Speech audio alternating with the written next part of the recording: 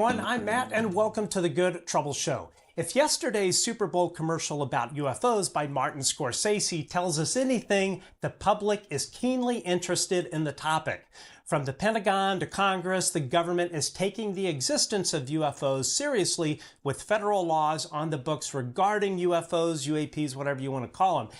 The fact that we are being interacted with by a non-human intelligence and the fact that the government knows about it has broad implications for our entire society, let alone the world. Implications that require, if you think about it, the world's brightest minds to come together and help shape the path forward. In 2023, the Soul Foundation was created, a think tank comprised of the world's top scientists, policymakers, academics, and former Pentagon and government officials examining the implications of the UFO phenomenon. Well, it's too early and a little tongue-tied. In November, I was fortunate to be invited to attend the first ever symposium of the Soul Foundation at Stanford University. The two-day conference was filled with presentations that today the public is finally getting to see. And to give us a rundown on the Soul Foundation and their newly dropped videos of these presentations that were part of this symposium, Dr. Garry Nolan and Dr. Peter Skafish from the Soul Foundation are joining us today in a pre-recorded interview. We actually had to record this yesterday because they were completely booked today, so that's why we're running this as a pre-recorded thing. But first, do us a solid and hit the subscribe and thumbs up button on YouTube. You can also find us on Twitter at Good Trouble Show and all other social media platforms at The Good Trouble Show. Leave a comment, like, share, subscribe. Our kind of Twitter following is sort of leveled out, so we would really appreciate your subscription, follow, whatever you call it. I get it all confused half the time with all these platforms that you have to be on nowadays. But yeah, give us a thumbs up, subscribe, all of that stuff encourages these platforms to spread the word organically about our show to people that don't follow the show or don't track the UAP topic. You can also find us on your favorite podcasting platforms. Search for The Good Trouble Show, subscribe, leave a review, hopefully a good one. And of course, we also need your help keeping the lights on. You can become a supporter of The Good Trouble Show by going to www.patreon.com/The Good Trouble Show. And for the price of a Starbucks coffee, you can support our work. And then finally on YouTube, super chats are open for everyone here that's watching the show live on YouTube. It's a great way to show your financial support.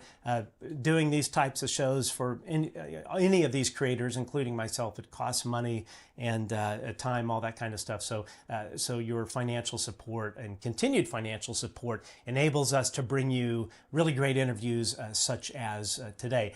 I also want to thank our existing financial supporters on Patreon and YouTube. Also, too, I want to give a shout out to our chat moderators. They volunteer their time.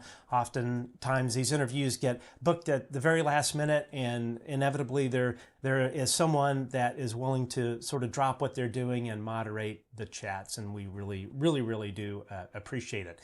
Let's get right to it. So yesterday I had the pleasure, as I mentioned, of interviewing the Soul Leadership Executive Director of the Board, Dr. Garry Nolan, and the Director of Research, Dr. Peter Skafish. Actually, I think now his title is Executive Director. I think I messed that up, but it's a Good Trouble Show. We're always a little rough around the edges. So let's roll the tape and everyone enjoy and go watch these videos, these Soul videos. Tell your friends about it. All right, here we go. Our next two guests are no strangers to the topic of UFOs. Dr. Garry Nolan is the Ratchford and Carlotta A. Harris Professor in the Department of Pathology at Stanford University School of Medicine, and Dr. Peter Skafish is a sociocultural anthropologist who has held faculty and research positions all over the world: France, Canada, Germany, and the United States. Gentlemen, thanks for joining us. How are you? Nice to see you, Matt. Thanks for having us on. Garry, how are you doing over there? Very well, thank you. Excellent. Okay, so Dr. Nolan, what exactly is the Soul Foundation?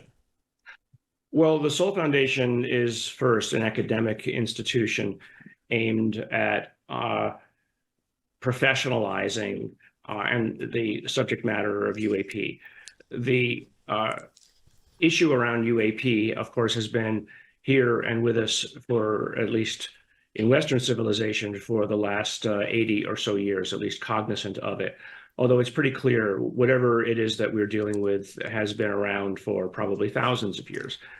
And so it's pretty also clear that there is very little in the way of serious academic inquiry into it that is recognized as a field of study.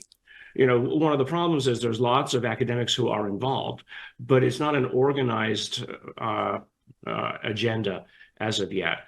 So our objective here is to bring together the many people that we know who are interested in this, start to organize it as a professional society, and then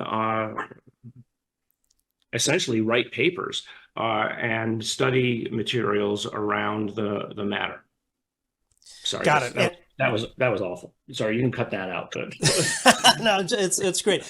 And Dr. Skafish, so I understand that you guys have quite an impressive list of people that are part of the Soul Foundation. So give us a rundown. Who are the best and brightest that are part of the Soul Foundation, including the two of you, obviously?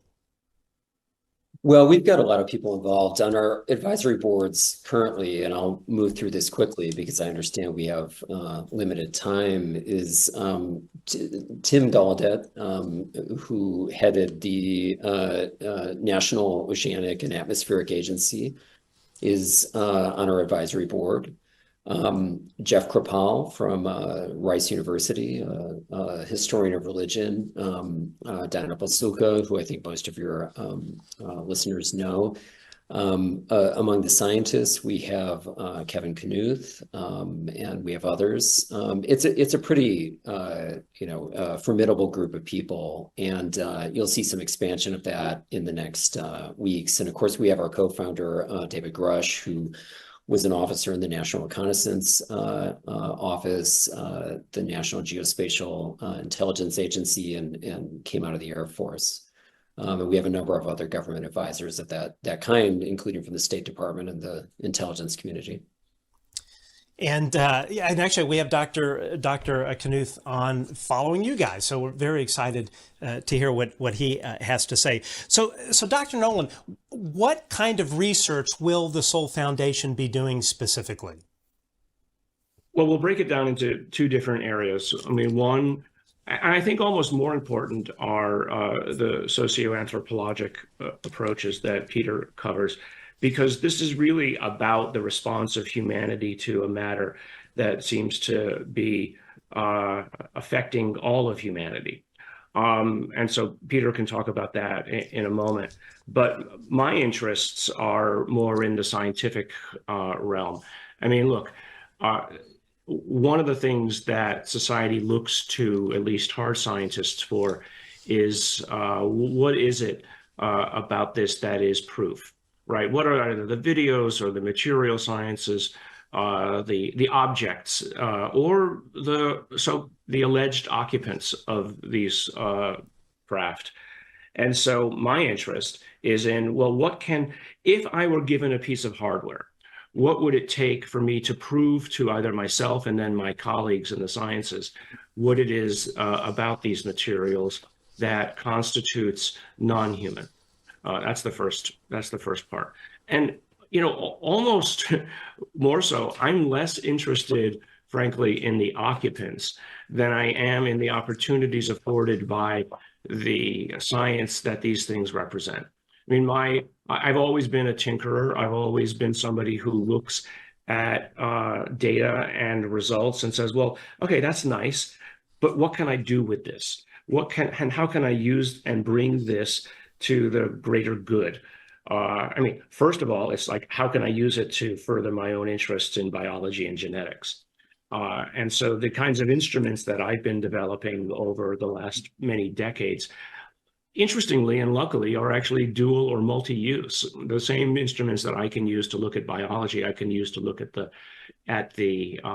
materials. And then that's what's driving me to the next level. And as in the videos that will be released tomorrow, I'll show the first atomic maps of some of the materials that are alleged to have come from some of these craft.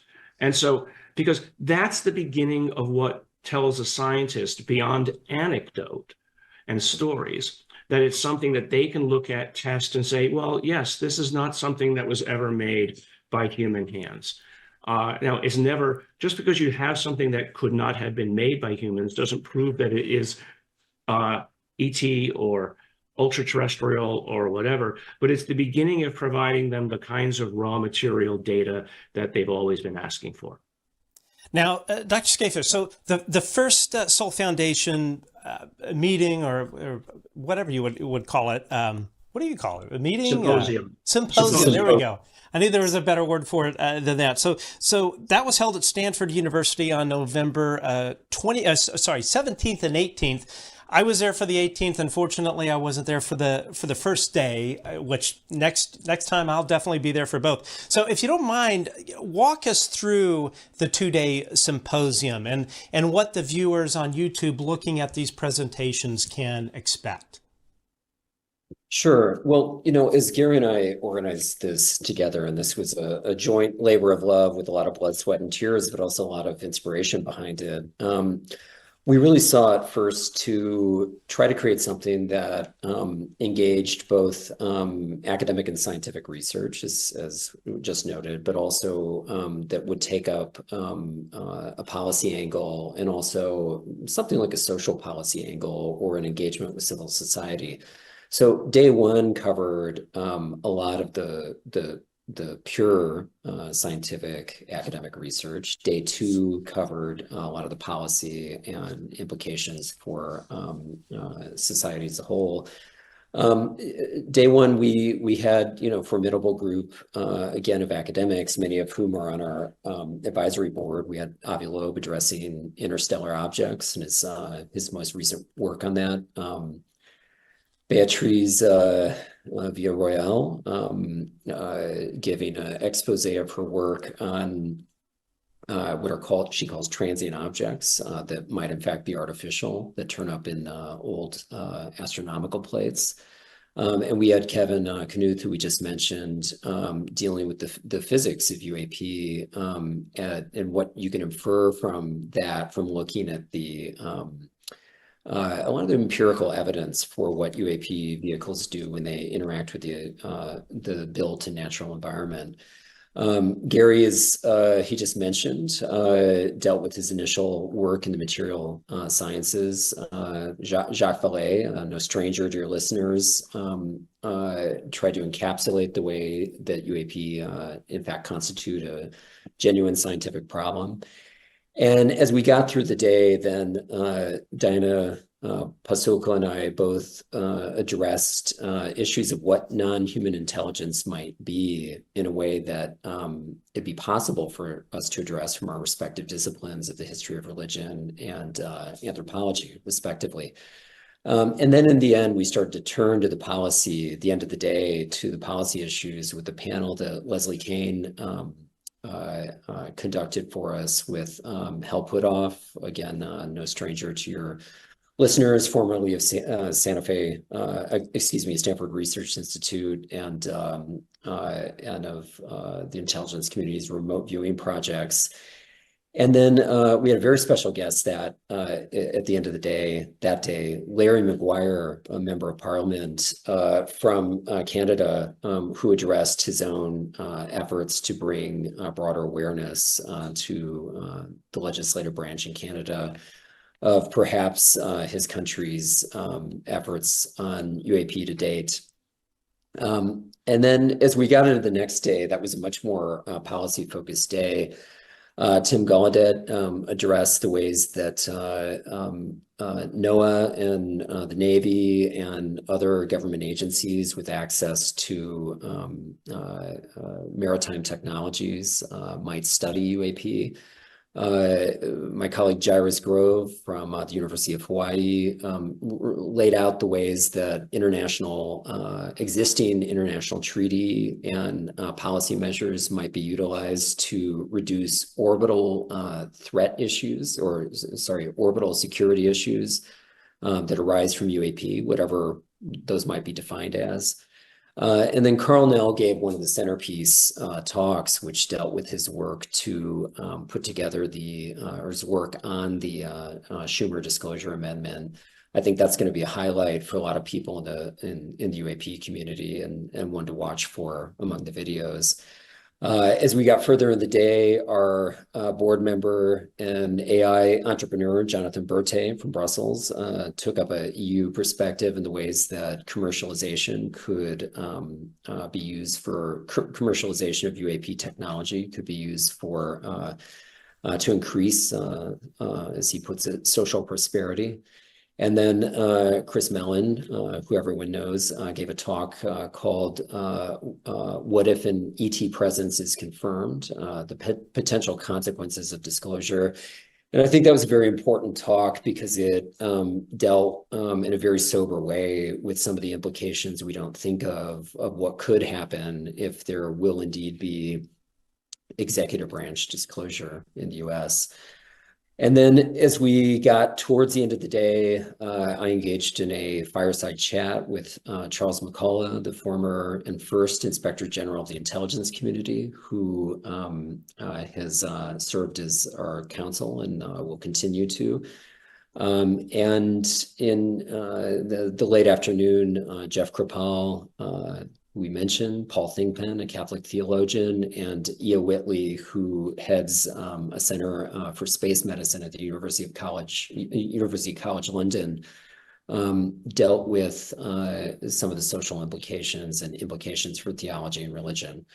So I know that's a bit of a that's a bit of a breathless excursus there, but I did want to give something of a guide to your listeners about the videos as they're released. I have to say, I was so incredibly impressed the second day that I was there to listen to these presentations, the quality of the presentations, the thoughtfulness that obviously went behind them. Dr. Nolan, I'm curious, are you seeing a sea change in terms of how academics and scientists outside of Seoul, obviously, academics and scientists, are you seeing a sea change in terms of how seriously they're taking the UAP phenomenon? Oop, think you're muted there. I think short answer is yes, and incredibly so. I mean, just looking at the audience at the Seoul symposium itself, it was probably about a third academics from various disciplines. And I counted and saw probably at least a dozen Stanford professors in the audience, many of whom I only knew just because I knew that they were Stanford professors. I don't know them personally. So, and many of them actually had also, or afterwards, wrote to me and said, hey, thank you very much for this. I've always been interested in this area, but I've never felt comfortable going to the kinds of meetings that were always advertised. And so having a sober discussion and a place where non-hyperbolic discussion can be had was welcome to them. You know, I've said this before on other podcasts and things. I go now to give a talk. Literally, I gave a talk at Harvard Dana-Farber Medical School, Harvard Medical School, the Dana-Farber Cancer Institute. And the organizer said, well, how much of your time are you going to use to talk about the UAP? And I said, well, and they asked, would you please at least address the matter in your talk? Because everybody wants to hear about it. I mean, the room was packed. And I actually said at the beginning, you know, look, I'm happy to come back at another time to talk about UAP. I'm not going to talk about it today. I hadn't prepared it. And that's the third time in recent months that I've been asked to take time out of my day talk that I was invited to originally to talk about UAP because people are so excited. So, there's not a dinner I go to that evening at Dana-Farber for the dinner. All anybody wanted to talk about was UAP. I mean, love that. They didn't want to talk about the stuff about the cancer. I mean, we talked about it a little bit. They're like, okay, that's great, Garry. You published that. Right. We want to talk about the UAP. I mean, so it tells you that there's a hunger and that, you know, it's not just the Seoul Foundation that did this. It's the work of many, the cottage industry, of organizations that are being set up that are further enhancing and enabling the ability to talk about it. So, look, I think people sometimes get disincentivized because of, oh, Scientific American wrote this. What a garbage article. I'm sorry. Unscientific American. I'm embarrassed for Scientific American. Yeah. That they would publish a thing like that. I mean, God love Sean Kirkpatrick. I understand the position that he's probably in, but that was just a waste of time. I mean, and just look at the position he's put himself in with now he's got Marco Rubio coming out and saying, that, well, I'm sorry, that wasn't what I remember people talking about. So I think, we get too caught up in the news cycle, and that's what the Sol Foundation is meant to be. It's meant to be that averaging effect that smooths over the bumps and jostles of the day-to-day of what goes on Twitter or whatever. We can't let our emotions do that. And academics is meant to be that emotionless, logical place where you go, okay, well, yeah, that happened, but still, here's the data, here's the foundational information that we really should be spending our time talking about. Yeah. My pro tip to Dr. Sean Kirkpatrick: don't throw Congress under the bus. It's not going to go too well for you. Now, Dr. Skafish, in your research, does it pretty much point to the fact that we are being interacted with by a non-human intelligence? Well, I'm going to refrain from talking about my own research for the moment, because the kind of the pure academic version of it, remains to be published.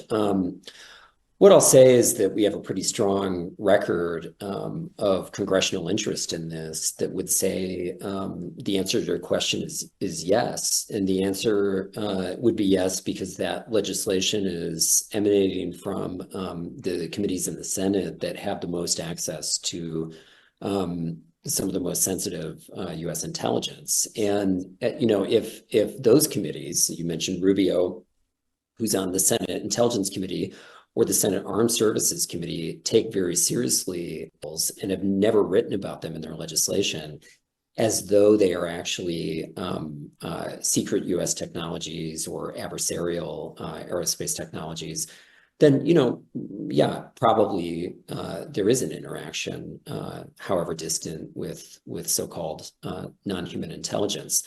My own research supports that, but again, I'd like to, kind of refrain from going into that until we have time to talk about that. Understood. And so, yeah, obviously the government is taking this very seriously. Dr. Nolan, in your opinion, whether you want to discuss your research or not, are you of the belief that we are being interacted with by a non-human intelligence? Well, whatever it is that people seem to see certainly acts intelligent. And however you want to define what intelligence is, I mean, look, my dogs are intelligent. There's lots of ways that you can define intelligence. It's whether or not that intelligence originated here and is within the sphere of our current understanding. And so certainly the evidence is manifest that there's something that we're dealing with that needs explanation. Now, again, I've said this many times, there's anecdote and then there's data. There's anecdote that can work in the realm of science, but that's not what my colleagues are looking for. My colleagues are looking for data that they can test and verify. Now, it doesn't mean they have to hold a piece of such material in their hands, but they want to feel comfortable that the data was collected in a way that is interpretable under the premises of science. So yeah, I mean, I call it preliminary data. I mean, I write grants every day that don't have the kind of proof yet that we need to say, oh yes, here's the answer. But preliminary data is the setup for hypotheses, and preliminary data is usually based on data that another person can agree is real. And it's not whether or not the data is real, it's whether or not the hypotheses or how to explain what the data means. So the data 100% is real. The hypothesis and the proof of what that data means is yet to be discerned. And that's what the Sol Foundation is meant to do, is not to say, hey, here's the answer. It's to allow a sandbox where others can come in and can help you vet those ideas and say, okay, well, if that's the idea you think, here's the experiment that you need to do to prove or disprove it. And so is it going to happen today or tomorrow? No. Most science takes years to do. But if we don't allow scientists to actually ask the questions and then to formulate test scenarios, then we're going to be the same place we've been for the last 80 years. So that's all changing. In fact, it has changed. I mean, I don't even need to be excited about the fact that change is coming. Change has happened. And that's where we're at today. Yeah, and hopefully with today's Martin Scorsese, I can't pronounce it half the time, Martin Scorsese's Super Bowl halftime ad about UAP UFO, I would imagine it's going to generate even more interest among the public. So, Dr. Skafish, how can viewers, number one, support the efforts of Sol, and also where can the viewers at home find these presentations on YouTube that are now live? Well, we're releasing everything through YouTube, so you can find them simply by searching us on YouTube, and I think those links will be circulated through Twitter and so on. So I don't think they're going to be hard to find. For supporting us, please write us if you're interested in doing that. We're not interested in drawing financial support from the little guys, so to speak. I mean, this is your support can come in other ways there, simply through your engagement with the issue. But for serious philanthropic support, we're of course very interested. And also we're going to be working with volunteers on different projects. And so we're very interested in, qualified professional volunteers who might have something to offer in different spheres. I know Gary's interested in that with some of his research, and will be enlisting help where it becomes offered and available. To follow up on what Garry was saying a moment ago, the social sciences and humanities, we would take a somewhat different approach than a lot of Gary's colleagues in the harder natural sciences. We're looking at what the U.S. government is saying and doing about this, and we're also looking at what the United Kingdom said about this through its Ministry of Defense at one point, what certain Latin American countries like Chile and Peru did through their own publicly acknowledged programs. And, we're approaching this now as a very serious topic because there's an adequate amount of social verification coming from government institutions that we sense that there's a there in a way that says, okay, we see a historical event taking place here, and the evidence leans toward the non-human hypothesis for these phenomena and the vehicles that we know are in fact tangible vehicles in some cases. Excellent. Well, I am super excited for the launch of these videos, and gentlemen, best of luck. I'm looking forward to the next symposium, and we are a huge fan of your work, and thank you for putting in the blood, sweat, and tears, both of you, for putting this together. Dr. Garry Nolan and Dr. Peter Skafish, ladies and gentlemen. All right, there you go. So I was looking at our chat earlier and just want to be clear, that was a pre-recorded interview. We had to do that yesterday due to their availability. So unfortunately, we don't have the ability to ask any questions to Dr. Nolan or Dr. Skafish, but we do have a really great guest that you can pose a lot of questions to. So our next guest is the chair of the Sol Foundation Natural Sciences Board and a full professor in the Department of Physics at the University of Albany. He is a former research scientist at NASA and has published over 100 peer-reviewed publications. Please welcome Dr. Kevin Knuth. Dr. Knuth, or may I call you Kevin? How are you? Kevin, yes, please. Oh, thank you so much, and thank you for having me. I'm great. Oh, excellent. So we chatted a little bit before we went on the air, and I mentioned that I attended the Sol, was invited to the Sol conference, but I was only able to attend the second day, so I missed the first day's presentations. And I listened to your presentation, and I was completely floored by it, and then I was also floored by how I somehow missed you being in this UAP field. Your presentation was so interesting, and I just kind of sort of never thought of the physics aspect or what you were able to glean. And before we get into it, I have to admit I failed college physics. So if I ask some really stupid questions, that is why. It's all right. Yeah, no, well, thank you so much. Thank you for your kind words. It's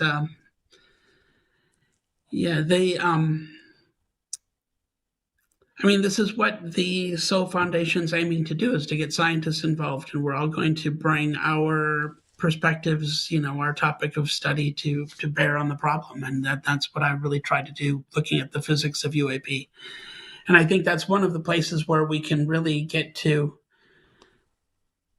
pin down what is so anomalous about them, and we can, put numbers to that, and to what degree are these things anomalous? And they're really anomalous, and they're pretty amazing. And the physics is interesting. And this suggests some interesting engineering, and I find it very exciting. Now, and I'm always interested in knowing how people got into the topic or where this interest started. How did your journey on looking into UAPs start? Because I would imagine, especially, and I'm not sure how long you've been doing this, but I would imagine back when you started, your fellow colleagues, physics professors and whatnot were fairly skeptical. What was the point where you decided, I want to look into this, and what got you into it? Right. I think it goes back to when I started in graduate school. So this is quite a long time ago now. 1988 would have been the fall of 1988. I grew up in Wisconsin, and I moved to Montana, where I went to graduate school. I got my master's degree from Montana State University in Bozeman, which is just an hour's drive north of Yellowstone Park. Lovely, lovely, lovely place. And it was the first 2 weeks of classes or so. So this would have been early September in 1988.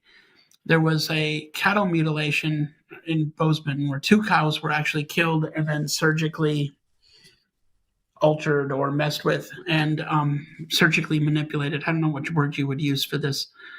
And it's, now that I know more about cattle mutilations, it's a classic cattle mutilation case, right? And very bizarre. And it was all over the news, and people were worried about it. There were UFO sightings that night. So the talk on the news was, it's either UFOs, it's either aliens or Satanists, are doing things. So some of us new students in the physics department were gathered in the hallway trying to sort this out. I mean, if you think of it this way, we've all just moved to this new place and are looking down the barrel of living there for 4 or 5 years to get our PhDs in physics. So we're kind of thinking, what kind of crazy place have we all just moved to where cows are mutilated, right? And assaulted, mutilated, and killed. I mean, that's horrible. I grew up in Wisconsin, and I've heard of cow tipping. I've not done anything like that. But, totally different level. But the mutilating a cow is a whole different level. And, and for a rancher, this is tough because, cows are expensive. I mean, that's their property and that's their livelihood. So that's a problem too. So it's a serious deal. And so we're actively discussing this, and probably very loud, because one of the professors whose office was down the hall came out of his office and came over to find out what we're talking about. And so we told him, and he offered some, I don't know, he might have intended them to be reassurances. They weren't really. He said, well, yeah, this happens from time to time. And yeah, there's often UFO sightings around the times of these, mutilations, but it gets investigated and they never really figure anything out. And then it's just forgotten about until the next time it happens. And we were like, what? I'm thinking to myself, what? Really? Are you He's so nonchalant about it too. You just, so nonchalant about it. Exactly. And then he drops something on us that really took me by surprise. He said, but you know what's really strange? He said, I have friends in the Air Force up at Maelstrom Air Force Base, and they have problems with UFOs flying over our ICBM nuclear missile sites and shutting down our nuclear missiles. And we listened politely, and when he walked away, I'll be honest, we laughed because, and talking about it with the other students later, the general consensus was that can't possibly be real, because if UFOs were shutting down our nuclear missiles, our military would be all over it. Our government would be all over it. This is a critical problem. And so then you don't see that happening. And so it has to be fake. And so that kind of became a running gag that year, that anytime somebody said, yeah, something strange happened, somebody else would jump in. But you know what's really strange? We have UFOs shutting down nuclear weapons, and everybody would laugh. So that's back in 1988. Now, fast forward almost 30 years, and I'm here at UAlbany. This is around 2015, so it's before the New York Times article on ATIP, but not long before. It's about 2 years before, and I was teaching an astronomy class, and the students wanted me to talk a little bit about the possibility of aliens existing and then visiting Earth. So I planned to talk about the Drake equation and things like this, and I didn't know what else to talk about for them visiting Earth. I mean, this is a class, so I have to keep this factual right. And so I was poking around on the internet just to get ideas, not looking for information so much as to just come up with an idea of what could I even talk about? How do I pass the time or answer some of their questions that they might have? I stumbled on the press conference that Robert Hastings held in, I think it was 2010, where he had several former Air Force personnel talking about UFO incursions at nuclear weapon sites. And that was the one where Robert Salas was the first speaker, and he talked about his encounters, and as did the others. And I was already up late. It was like maybe 1 a.m. and I had to teach in the morning. And then this press conference ran for like 2 hours on YouTube. And I just watched the whole thing. I was transfixed by this because I thought, all I could think was, I heard about this 30 years ago from a physics professor. And three of the people, I think it was, Robert Salas was at Maelstrom, but I think there was maybe another person who was also at Maelstrom. And I thought, they're at the same Air Force base that our physics professor was talking about. And I thought, this has to be real. And then it dawned on me but this is dangerous, because most people are just laughing like we did, thinking it's nonsense, whereas it's real. And that probably is why we don't have the government reacting. Nobody's reacting to this. And I thought, this is a very dangerous situation we're in. We've got UFO incursions at weapon sites, and nobody is even looking into it. I mean, wait a minute, this is worrisome. So I thought, well, maybe I should study up on this. What are these things, and what's actually happening? And so I started paying attention. I mean, that's really the first thing a scientist does. You pay attention, right? And it was then only 2 years later that in December 16th, 2017, that the New York Times article came out talking about the ATIP program. And when that article came out, I thought, oh my God, yeah, this is all real, and this Same. is important, and scientists ought to be on top of this, studying this. We can't really trust the government to do this work. They've not been forthcoming. They are burying information, compartmentalizing it. Congress doesn't even know what's happening, so they can't be trusted. So we need scientists studying this, where we can study the phenomena, come up with hypotheses, test them, collect data, and then share information. Share ideas, put our brains together, and see what we can come up with and how we can understand these things. And that's really, so. It was 2017, right after the ATIP program was outed, that I decided that this really needs to be studied, and that's why I got into it.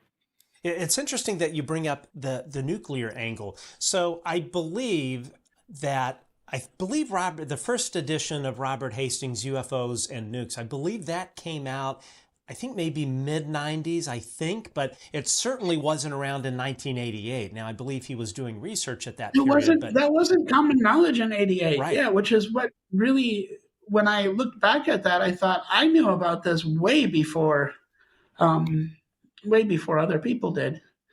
And it's funny, it's Mardi Gras tomorrow. So last year Mardi Gras we were we went to Louisiana to visit my wife's family. My wife is from Louisiana.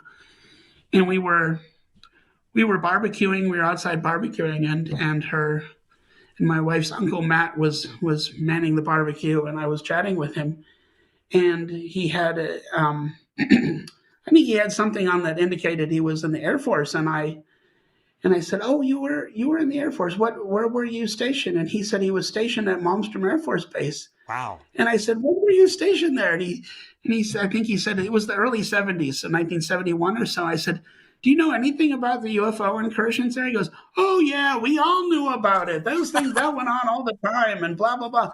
And he starts chatting about this, and I was like, How is it that so many people know about this, and this just went under everyone's radar, right? It was, and then I was so excited because I wasn't the only crazy one at the party, right? I mean, I'm not the only one talking about UFOs. I was like, he knows about them too, and so I didn't feel lonely there, which was great. Did he have any sort of additional details that the public generally hasn't heard about that? He didn't have any experiences himself or any details himself. He just had heard the stories when they were happening. When something would happen, they would hear about it.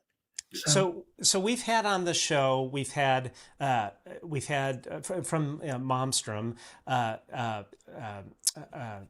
oh man, I'm going to blank. This is what happens. I get after I turn 50, my name recall just kind of goes out the window sometimes. Is it Robert Salas or? Yeah. So we've had him on. We've had David Schindley, who was another nuclear launch control officer. We've had Mario Woods, who was a security policeman. I think it was at Maelstrom. It may have been at another base, but he was a above ground security policeman, military police, guarding the squadron of Minuteman missiles. So all of them had experiences with UAP, and I've interviewed all three of them, and I've also had off-the-record discussions with them. Not that there was anything crazy, but you talk to people, and they may share additional stuff that maybe they don't want to speak about publicly. But one of the common threads in these interviews that I recall was they all spoke about after the event, when they went in to be debriefed, typically by Air Force Office of Special Investigation, and it would usually, who would also be there too, maybe a couple of people, probably CIA, but there was always the base commander. And to the best of my recollection, I seem to recall all three of them noticing that to the base commander and AFOSI, it was like no big deal. Like they had heard this 100 times, they had debriefed other people involved in that were part of these ICBM squadrons, and it was like no big deal to them. It's like, okay, yeah, whatever. I'm gonna go get a Starbucks. Of course, they didn't have Starbucks in the 1970s, but it's very interesting though that clearly the government, and particularly the Pentagon and the CIA, who we all know are professional liars and are not upfront with the American people or Congress or some presidents, that this shit's been going on for a long time. That's what's surprising about it. I mean, and that's what that's the one thing that surprises me when I'm talking to colleagues who are trying to just blow it off as just some little thing that people are all worked up about. I mean, kind of like Sean Kirkpatrick tried to do in that horrible Scientific American article that you guys mentioned. Unscientific American. And un-American, yeah. They're propaganda. Yeah, exactly. I mean, it's not just a little thing. I mean, for him, I mean, he got up in front of the NASA panel and showed the video of that metal orb over Mosul, and said that these things are seen all over the world. And you're going to say that publicly in front of the NASA panel and then put out that article in Scientific American saying that's a lot of hoopla and no big deal?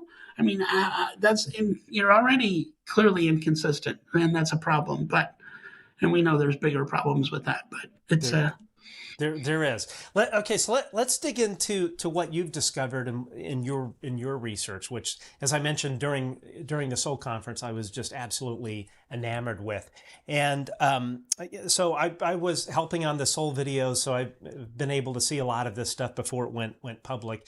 And I'm a horrible note taker, which is probably why I failed physics in college. So I jotted down a couple of things from your presentation. But anyway, yeah, let's go through some of this. And one of the things that stuck out at Seoul, actually, there are many things in your presentation. You spoke extensively about UAP being not like a singular thing, but actually a class of things. Explain that a little bit, if you don't mind. And by the way, I do have some of the slides I'll pop up. Oh, sure. Thank you. Yeah, no, that's a good question. And what do I mean by that? When we talk about UAP, we're talking about unidentified aerial phenomena. And there's a lot of things that can be unidentified. In the slide, you can see that most of these things are unidentified. You can't see the light in Pine Bush. There's some little yellowish orb thing moving around there. And on the far right, you can see the Mosul, Iraq, a frame from the Mosul, Iraq video that I just mentioned. But in the lower left, there's over Vancouver. If you look closely at that thing, that's a seagull. It was unidentified at the time, but it's clearly a gull. And I've been, like I mentioned earlier in my life, when we were discussing before the show, I'm a lifelong bird watcher. And so is that I was able to identify pretty quickly. Yeah, Mick West is in the Sorry, go on ahead. Right, yeah, right. Yeah, right. So that one's actually a seagull. And so some things do have prosaic explanations that we just haven't figured out, right? So that's a possibility. But even when you consider the remaining class of UAP that we can't identify, that aren't prosaic, we still don't know that they're all the same thing. You know, there's some little glowing orbs, this big that follow people around and stuff. This is one kind of thing, and the Pine Bush photograph showed something like this. You get things like that in Norway, and the Hesselton lights seem to be similar. But then you get things that are clearly craft where they land. There's landing gear. They land. They have shapes. They have. They're metal. They are, some of them are discs with landing gears. But then we also have the large black triangles that fly over. And it's not clear that these are all the same types of things. So they might not all be alien spacecraft, right? Of course. Not all seagulls. Some of them could, some might be seagulls. Some might be secret craft that are being experimented with that are human made. That's possible. Some could be non-human craft. There can be multiple species or races or civilizations of non-humans involved. Some of them could be from Earth originally, or just happen to live here now, or they could be extraterrestrial. We don't actually know. So there's a lot of possibilities, and so it's hard to just say what UAP are. I often get that question, what are UAP? Well, I mean, there are many things. Just like putting at anything in the sky. What are things in the sky? Well, they could be airplanes or birds or balloons, or it's that simple of a statement, really. But I mean, but it has importance because I often get questions like, well, how do UAP fly? Well, we don't know the mechanisms involved, and they're also since they're not the same things, you don't expect them to have the same mechanisms. So you can't just, and that's one aspect of this problem that makes it difficult, because you often study multiple instances of an object to try to get a better idea of how it works. But then when you have multiple kinds of objects and you don't really know the taxonomy, then you can't do that. And that makes it hard to approach this problem. Now, in your presentation, you spoke about the 5, which I think now there are 6 observables of these objects, and you walked us through that. And one of the things that you had this slide on the Nimitz, and I think what I found fascinating about your presentation was that I'd never heard anyone emote what the observed output of these things would be from an energy point of view through different analysis that you had done, and would love for you to walk through the 5 observables. I have this Nimitz slide. We'll bring that up and just kind of walk us through what you spoke about in the presentation, because it was really chock full of information. Yeah, sure. As a physicist, one thing that you're interested in is, well, these things are described as moving fast, right? Well, the first real question is how fast? I mean, is it unreasonably fast? Or is it just look fast? The Navy's Go Fast video, it's called Go Fast, right? And people have complained, oh, it's not moving very fast. Well, I don't think it is moving very fast. And so what? I mean, Right. You've got a spherical object that's cruising over the ocean. It's not a seagull. And it's cold, which is strange. If you look at the infrared signature, the designation on the video in those frames, white is cold, and it's white. So it's colder than the sea. Then most machinery runs hot. So, a Chinese lantern, which is the other common, excuse that people would throw up there, is going to be hot. It's got a candle in it, right? So that's going to be hot. This is not hot. It's cold. So you can rule out a number of phenomena this way. And then looking at energetics is really another way to approach this problem. I wonder, what I want to know is how anomalous are these things? And so when you do the analyses, the Nimitz case was interesting because there were 3 situations in which there was enough information collected where you could estimate speeds and accelerations. 3 different instances of observation. So the one on the screen is where the senior chief Kevin Day, who was the radar operator on the USS Princeton, which was in the Nimitz carrier group, saw that these things were at about 28,000 feet and would drop to sea level in 0.78 seconds. So the minimum, you can estimate a minimum acceleration for this. So the minimum acceleration would be to accelerate at a constant rate to the midpoint, and then to decelerate at that same rate to come to a stop at sea level. And if you do this, you can work out the math, which is basically from a Physics 1 class. So that's okay if you didn't pass it. It's on the screen. And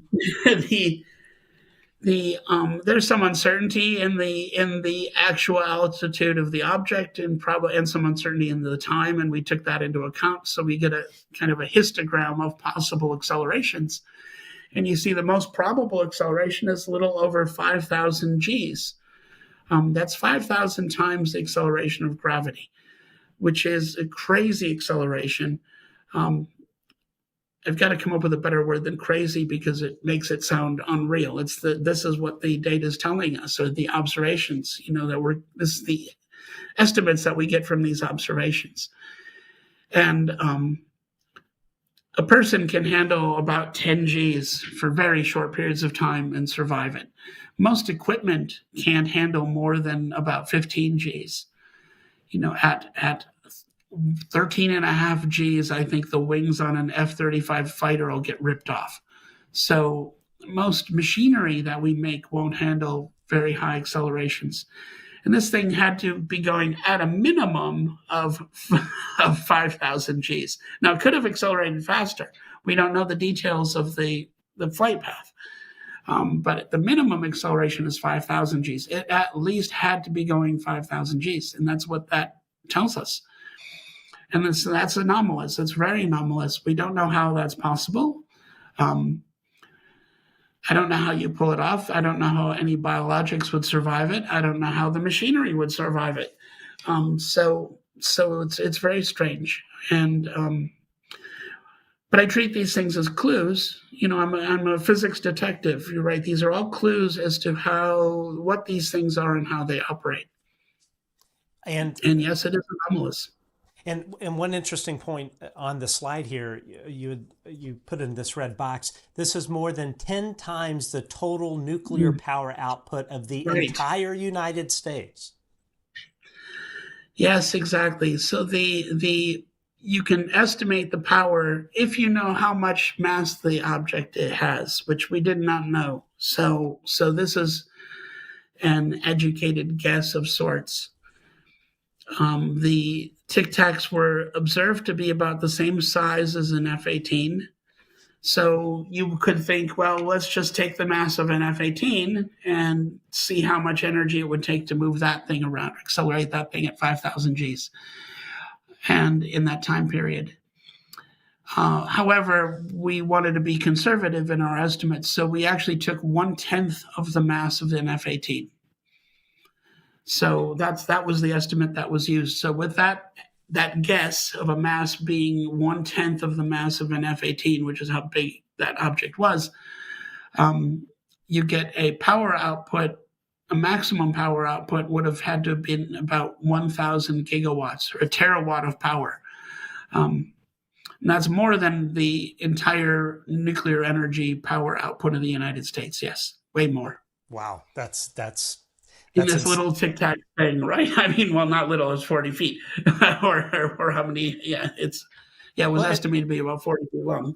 And sometimes I've wondered as well. Of course, I'm pro disclosure. I think that it's everyone's right to know that we're the middle of the food chain, not the top. But I would imagine one of the things that would probably best not be revealed to the public is how all of this energy works, because I would imagine in the wrong hands, if someone were to be able to deploy it, it would make a nuclear weapon look like a firecracker. Oh yeah, well that's a big problem.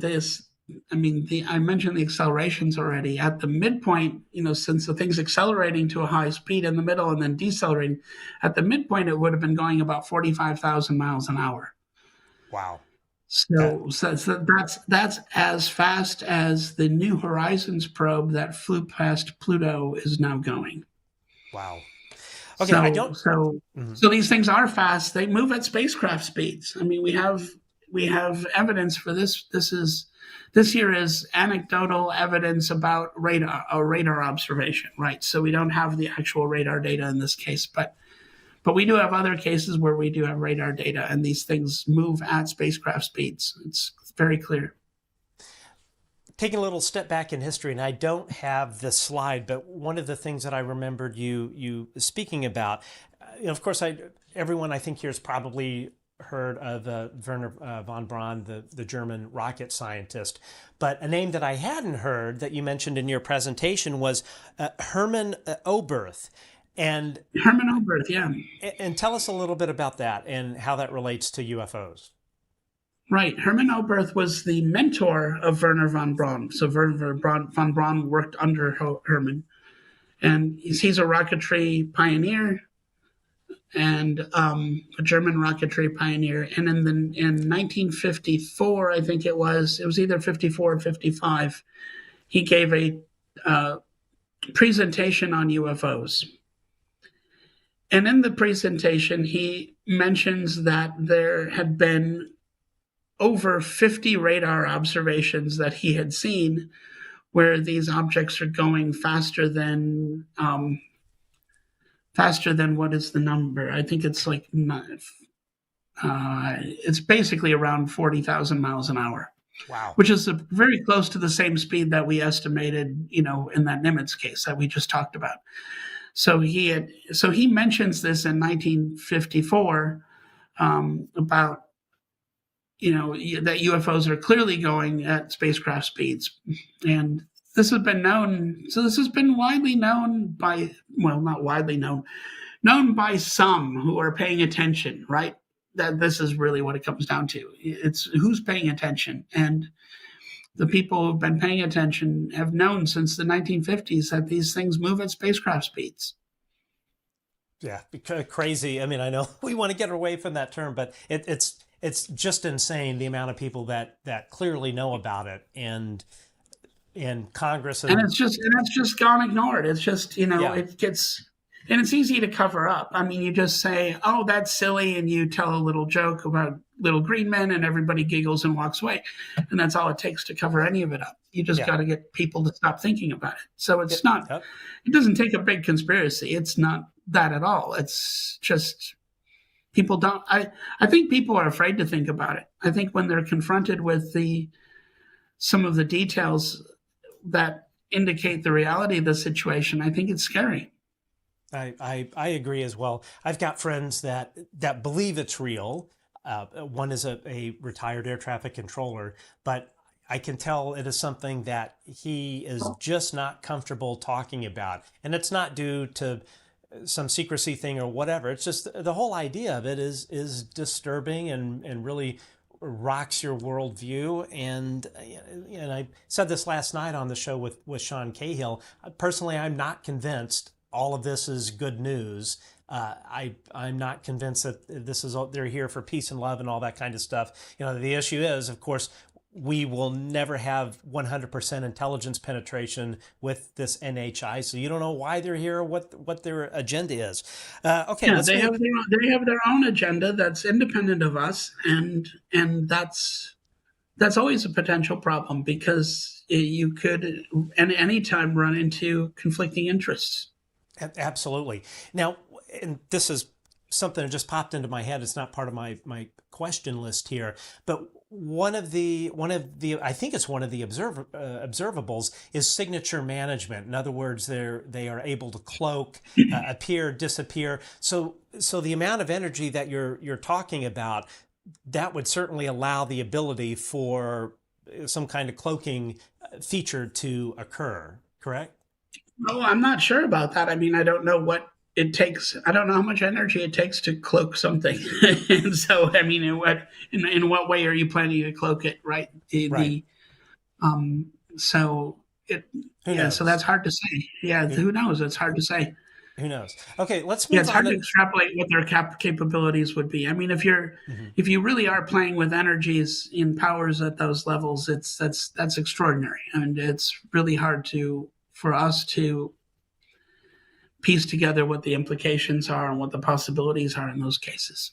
Now, you spoke earlier about radar information being used radar information of incidents that have occurred, and using that particular radar information to extrapolate performance data on these vehicles. And one of the things that you brought up was the Japan Airline 1628 over Anchorage, Alaska in 1986. And I've got that slide here. So walk us through that. Yeah, so that's a case from 1986. I actually remember seeing that on the nightly news. It was the NBC News with, I think it was Connie Chung and Tom Brokaw. I remember watching that and seeing this on the news. And it was actually several UFOs, but the main one was a large walnut-shaped object that the pilot estimated to be the size of 3 747s. So it's basically the size of an aircraft carrier. And this is one of these cases where,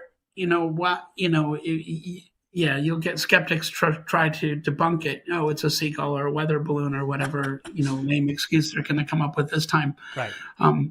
There's always, 2 or 3 things that they come up with. It's the planet Venus. And they lock onto it like a dog on a bone. They never let go. And then Venus may not have ever been in the sky at that time, and they still lock onto it. They say, They'll say, it's been debunked. We don't ever discuss the quality of the debunking, right? That never gets discussed. Take a little side thing. I was going back doing some research on Mick West, and he writes for this organization that I'm going to do a show on called the Center for Inquiry, and this outfit has millions of dollars going into it and millions of dollars going out.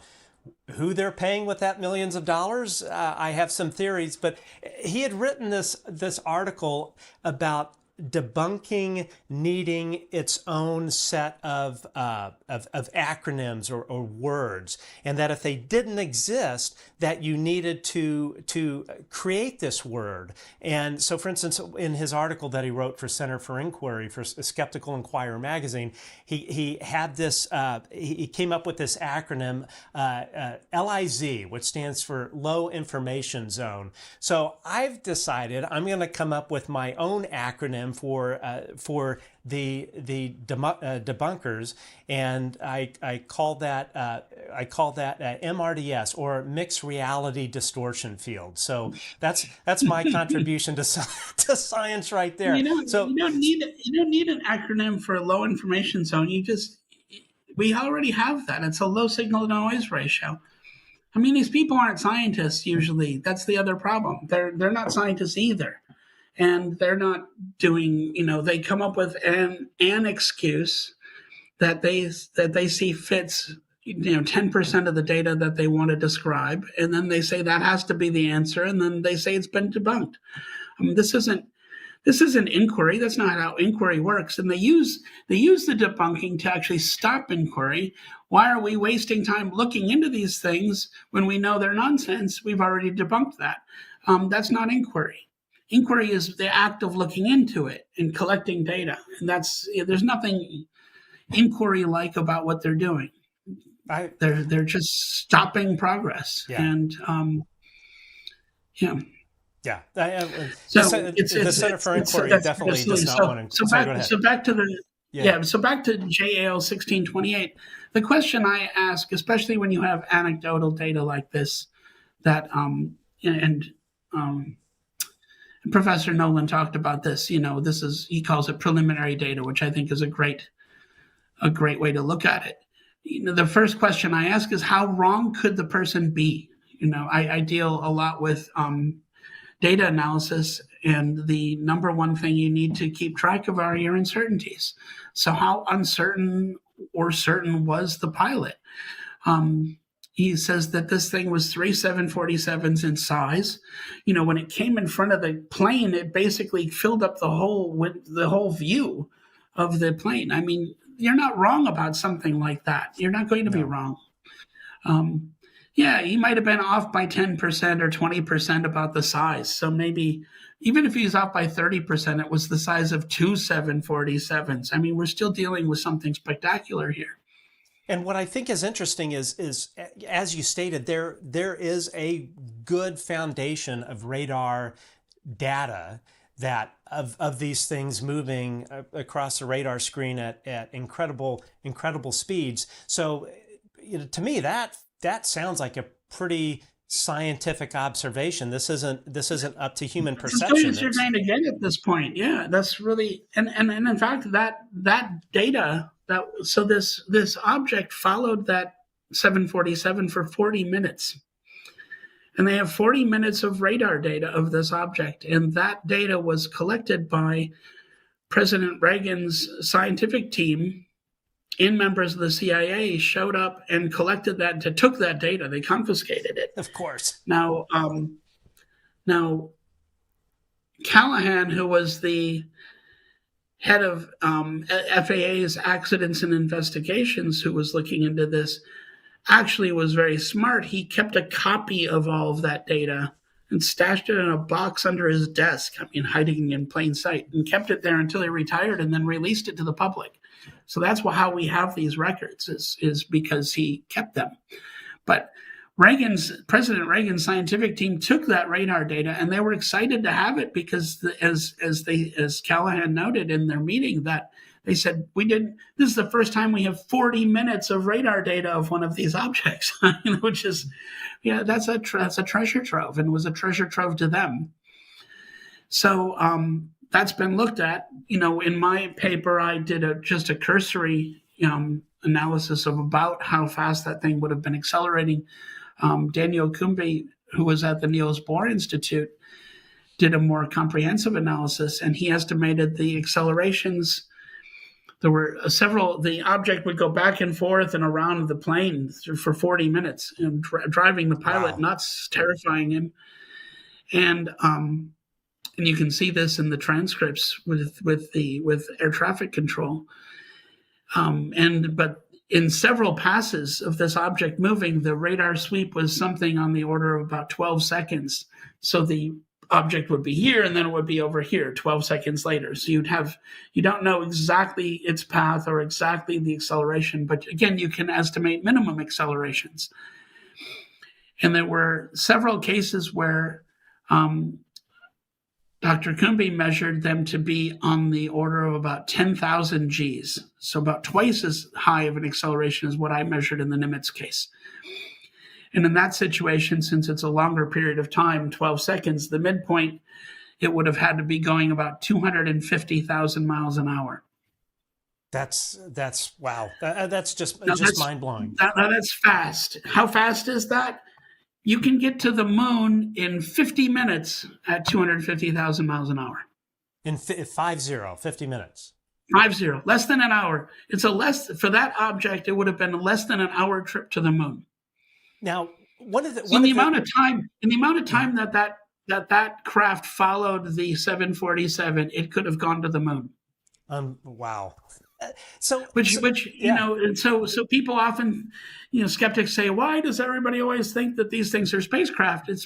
And I say it's obvious, and that's because they move as fast as spacecraft move. And one of the things that you also hear from these debunkers is that there's no way that they could travel from here to some faraway solar system. And I never took astronomy. I probably would have failed it, just like physics. But if you were to, are there any references like it would take one day to get to this star system or whatever? Because it seems like these things are built for interstellar travel. So I did some of those calculations, and at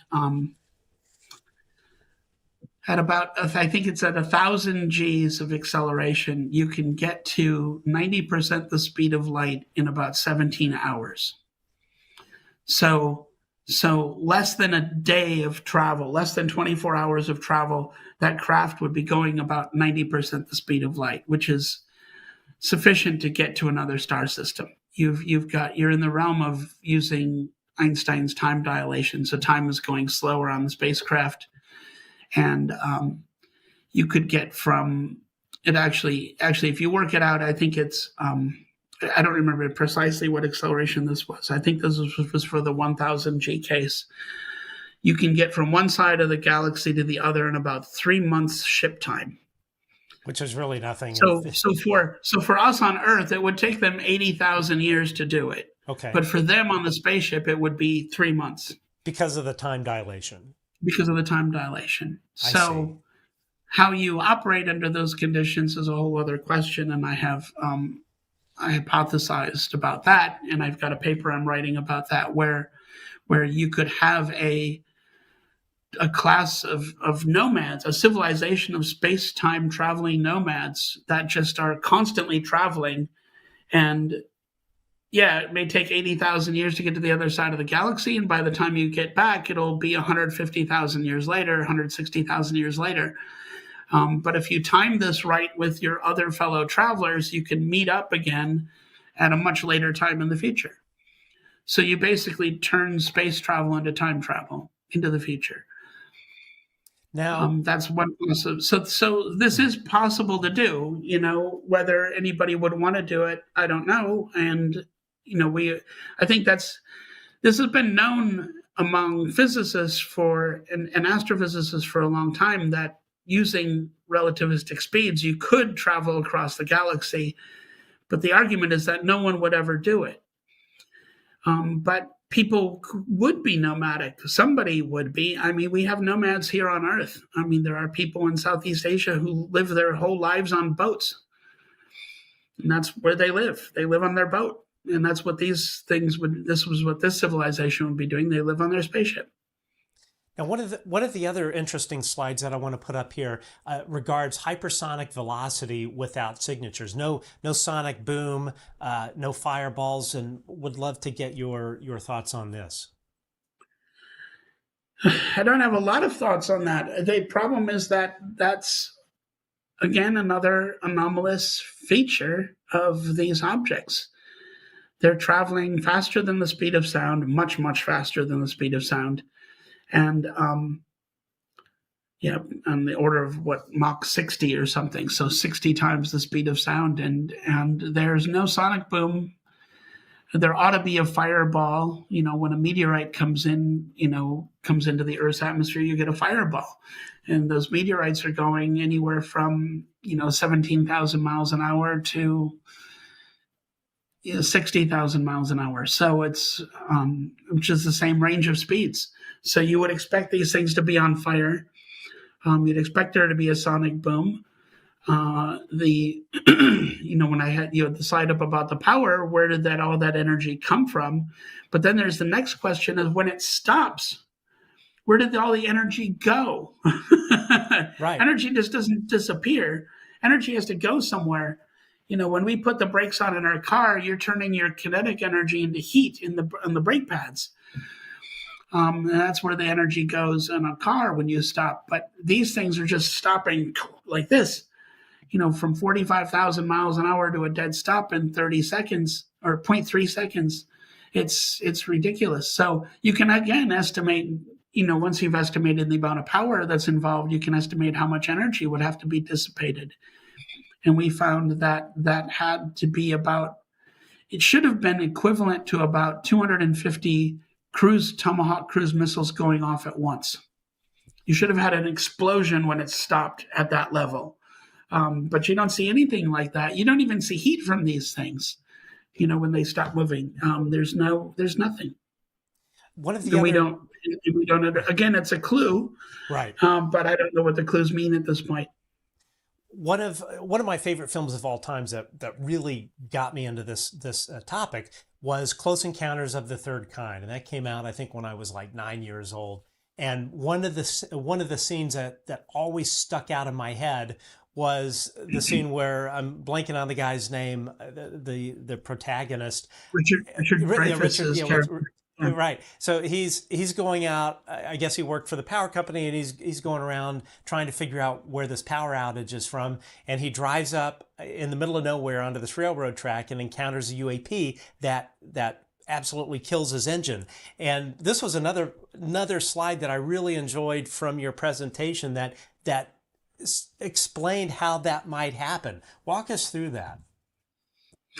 Yeah, this is something that's interesting. First, I was looking at the engine failures because that can give you an idea of how strong, trying to figure out how this might be working. One of the best hypotheses I found is that these UAPs have very high electric fields around them. In fact, you can sometimes see what looks like this in pictures. You can see what look like plasma sheaths around the UFO, like a little cloud around it, where they seem to be ionizing the air.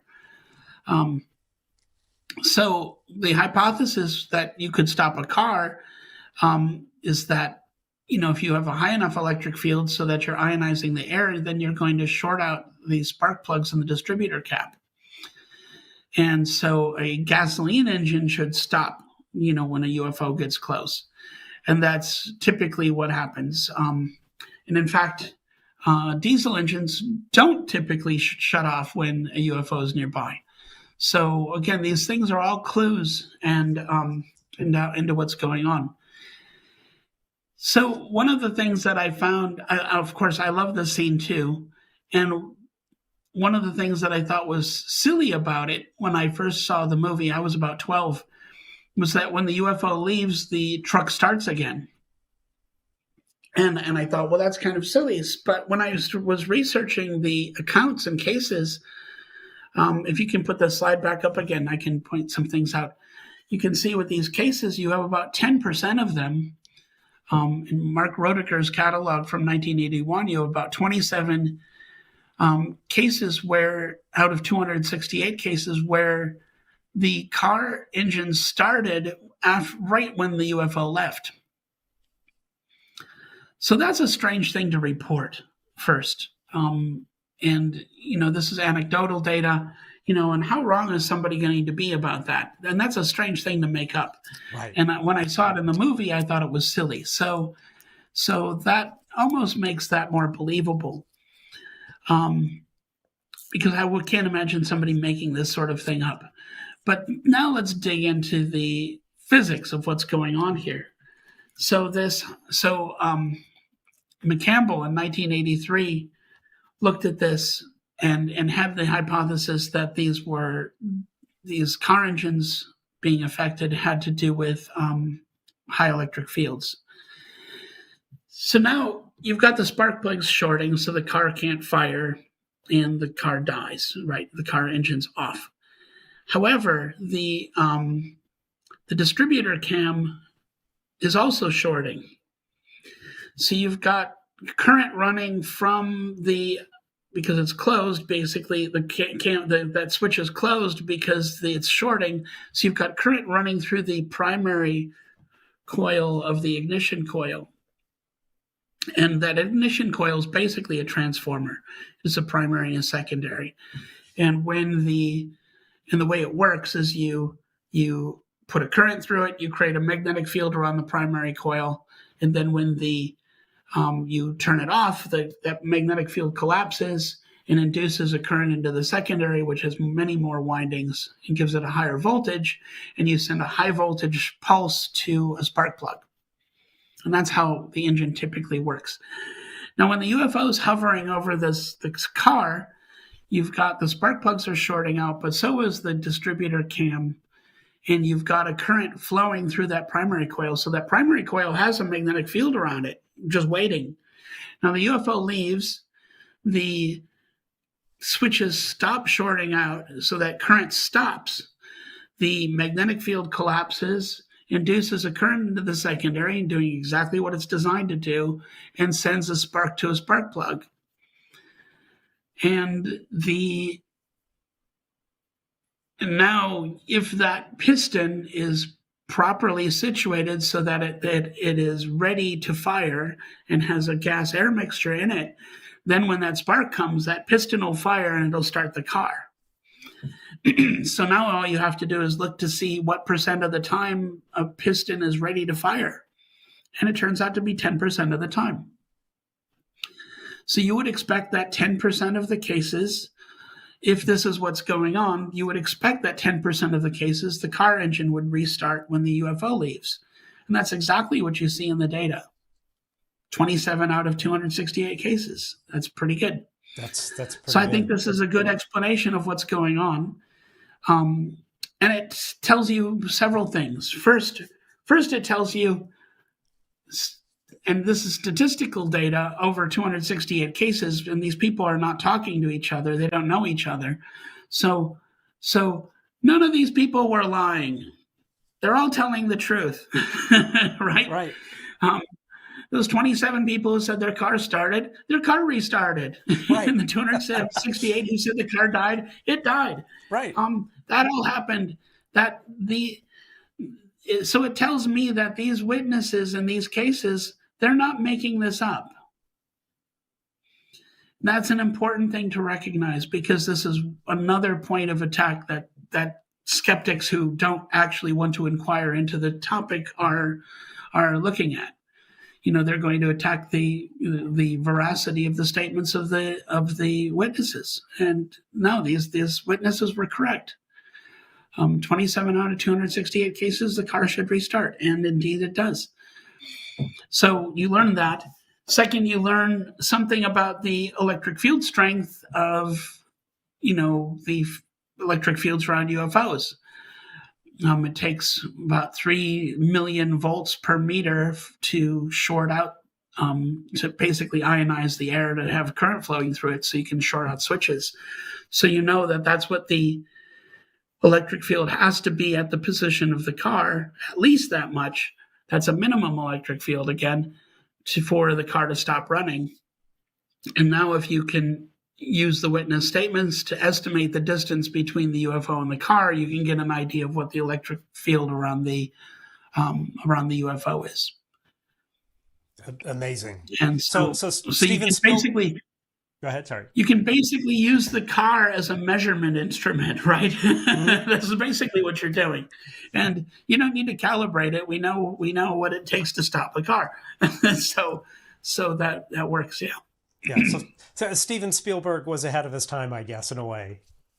Yeah. Well, he researched the topic. Yeah. I mean, he clearly really researched the topic, and this is I find that's interesting when I go back and watch it now. He knows exactly what he's talking about what he's presenting in the movie is dead on. Yeah. Now, going back to what you were talking about as far as like no sonic boom and nothing like that, one of the things that I didn't really know about until I started looking into this 2 years ago was the fact of these things operating underwater, or USOs, unidentified submerged objects. They certainly seem to have an affinity for that. And I know very little in terms of the history of how these have been tracked and how far this goes back, that sort of thing. And you spoke about this at your presentation. Would love to hear more about that. Yes, this is an aspect of UFOs that's just not as well known. It's rather ignored, and I think it's probably one of the most important aspects. These things have an affinity to water. They're observed going into the water, they're observed coming out of the water, and they'll come out at high speeds, they'll enter at high speeds and don't seem to slow down. That's, again, very strange. They appear to be able to move through the water without resistance, just like they appear to move through air without resistance. There's even a case in Antarctica where you have a ship observed a UFO came crashing through the ice and just flew up into the air. Just kept going.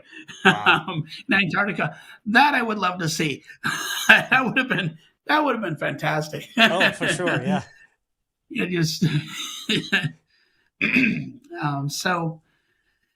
So the fact that it was crashing through the ice is interesting because it didn't move through the solid like the solid wasn't there. It moved the solid out of the way, right? Mm-hmm. You get a crashing of the ice, but you don't have a crashing of the water or the air. Why? I don't have answers for that, to those questions yet. And but again, these are clues. These are all clues that you collect, and eventually you'll come up with an explanation that you'll say, and that explains this clue and this clue and this clue, right? It's basically like detective work. And are these detected in terms of the speed? Firstly, do they appear to be capable of the same speeds that have been observed in the atmosphere? Are they able to perform that same way underwater? And how is that? They're not quite the same speeds, but okay. They're still unreasonably fast. I don't know of many cases where they've been observed and tracked. And I think a lot of that information has been collected by navies, right? Navies and submarine, ships and submarines would have that information from sonar data. So, but most of that's probably all classified and probably hasn't been well distributed. Even among the intelligence community that's studying these things, I suspect they don't have a lot of information. Not much is known about these things underwater. When I work with UAPX, and when we've briefed, the last year we've briefed Senator Gillibrand twice, and we briefed the House of Representatives Armed Services Committee and a couple other agencies. And the consistent questions we got from them was, what are your capabilities for observing underwater? And I think that's a big problem here. So not a lot's known. I do know of a case in New Zealand where they were apparently doing experiments trying to lure these things in from the Pacific Ocean, north of Auckland in New Zealand. These exercises went on for about 2 months, where they would go out through the Hauraki Gulf, from Auckland through the Hauraki Gulf out into the Pacific Ocean, turn around and come back, and then watch with their sonar and see if they get followed. And in one occasion, they were followed on many occasions usually by a pair of small objects. No propeller wash, so they don't know how they were moving, and couldn't identify them as American or Russian or anything because there's no propeller wash. So it's and this was around 1986. So it's very Hunt for Red October like, right? Right, yeah. And so it's kind of an interesting story. But in one case, they were followed back by 3 objects. One of them was much larger than the others. They beamed it to be about 150 feet wide. Wow. And the object didn't break away as they got into the Hauraki Gulf, which worried them a little bit. Usually they'd break away and head back to the Pacific. But this one stayed on top of them. Well, not quite on top of them, kept following them. It was about 25 kilometers behind them, but stayed about that distance, but followed them into the Gulf. And so they increased their speed to, top speed, which is something like 45 knots, and were trying to see if they could shake this thing. And at one point did a sharp left turn so they could view it from the side. And they found that it was about 800 feet long. So the largest submarine is like the Typhoon class Soviet subs, which were about 600 feet in length. So this thing is bigger than the largest submarine. And and then shortly thereafter, it started closing the distance, and it closed that 25 kilometers in 30 seconds, passed under their ship, and as it passed under the ship, it took all the power out on the ship. Holy and moly, so wow. their batteries were drained, their engines were shut down, and they were basically adrift. They couldn't radio for help. They had to all go up on top of deck, and they basically had to flag down fishermen to call for help to get themselves rescued, which took a few hours. Wow. And we're told not to talk about it, of course. Of course. So I had this discussion with the sonar operator who had the sonar data from this thing. And he basically, I haven't seen the data, but he described it as closing that 25 kilometer distance in about 30 seconds. And so I did the calculations, and you find that the minimum acceleration that you would have to do this is about 5 Gs. So the thing's accelerating about 5 times the acceleration of gravity in the water. In the water. Right. Underwater, which is great, which is amazing, right? And I think the top speed, so the top speed comes out to be something like about anywhere between 1,500 to 3,000 miles an hour underwater. Underwater. And no wake, no cavitation, nothing. No wake, no cavitation, no sign of that. There's no waves or anything created as it goes under the ship, which you would have expected. By that time the thing's moving, a couple thousand miles an hour under the ship, no effect. But it does drain all the batteries and drain the power. Have you heard of any instances of USO encounters by nuclear-powered ships, such as a aircraft carrier, where the USO? Yeah, there've been nuclear subs have encountered them, and in fact, the Russians, when they released a lot of their UFO data years ago, about 2/3 of them had to do with naval encounters. And was in the literature, did it indicate that the ships had been incapacitated in a similar way to the story that you just told? That I don't know. I haven't researched the modern encounters very much. I've mostly focused on the fact that there are much older encounters having to do with water. I mean, the benefit is that ship captains have to keep logs. And so there are accounts of UFO encounters in ship's logs going back into, I think the earliest ones I've seen are the early 1800s.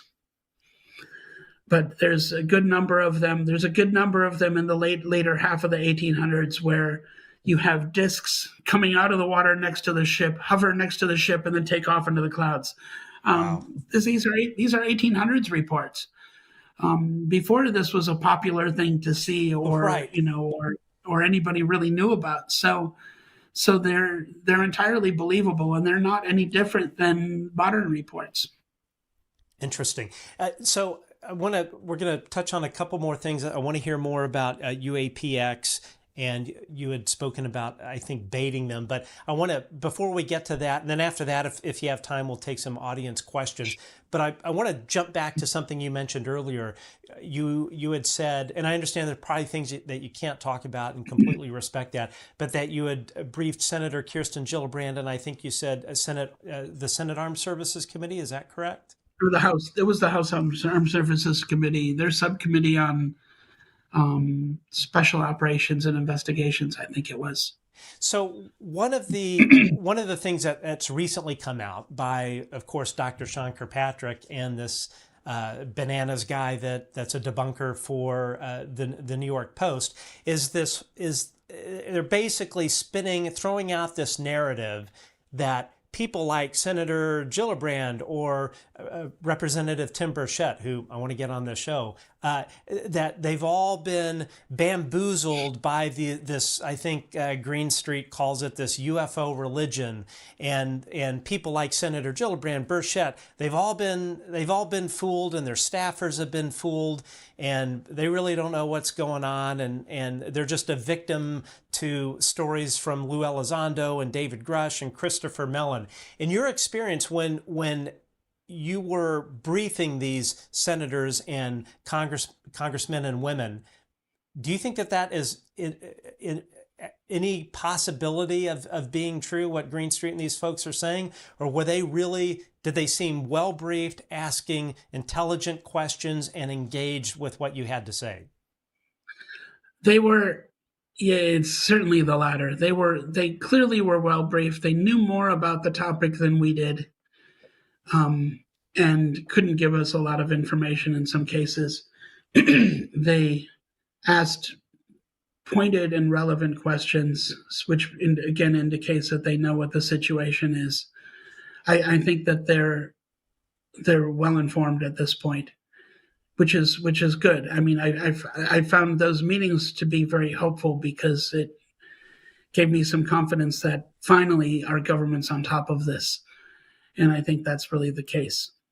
One of the theories that I've had about people like Green Street and Kirkpatrick and these debunker, I don't call them debunkers anymore, I call them debonkers because they seem pretty bonkers, is that they're essentially trying to spin this narrative to convince other people in Congress not to continue to pursue this. If you were to guess, would you think that would be effective, or does it, in your experience from briefing these folks, does it feel to you like this is something that they are going to continue to dig into? Oh, they're going to continue to dig into it. What the debunkers and skeptics are missing, because they don't really study this topic, they're not interested in inquiry. They're interested in shutting it down. Right. In the shutting down discussion, there's nothing curious about what they do. There's no curiosity in what they do.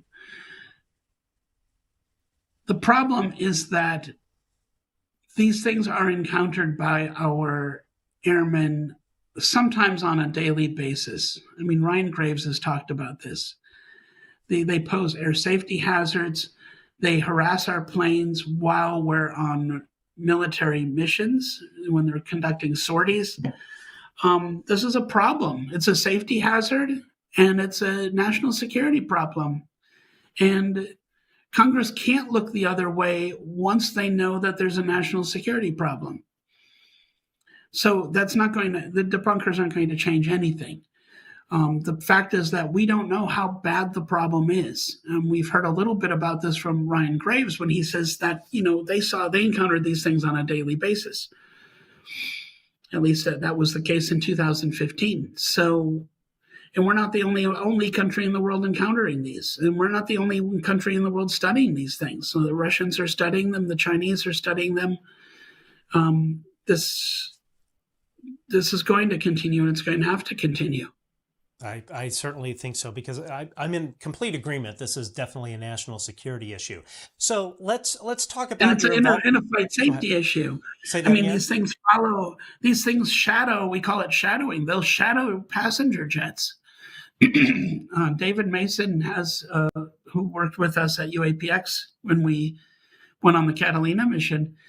He has a great infrared video of an unidentified object that looks like, I joke that it looks like a Klingon battle cruiser.